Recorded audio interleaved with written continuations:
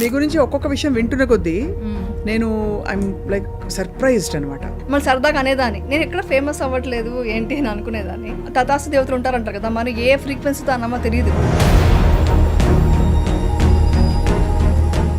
టోటల్గా నా responsibilities finish అయిన తర్వాత నేను డెఫినెట్గా నేను అలా వెళ్ళిపోదాం అనుకుంటున్నా. మీకు బాగా అండదండ అనిపించిన వ్యక్తులు ఎవరు? అండదండ అనిపించిన వ్యక్తులుగా అంటే ధమ్మ.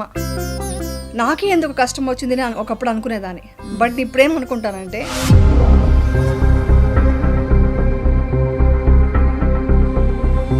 నాకు అవమానాలు ఇప్పటికీ ఆగలేదు. ఇప్పటికీనా? నేను మనసుకు తీసుకోవట్లేదు. బుద్ధుడు చెప్పిన ఒకే పాయింట్,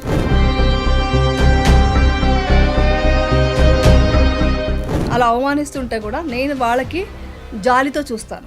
అమ్మ బాగుంది అని పిల్లలకి, అవును నేను బాగున్నానని మీ వారికి. సో ఈ స్టెప్ బై స్టెప్ ఎలా చేశారు? What did you? ఎలా పెంచానంటే నువ్వు హ్యాపీగా ఉండాలి, నువ్వు బాగుండాలి కాదు.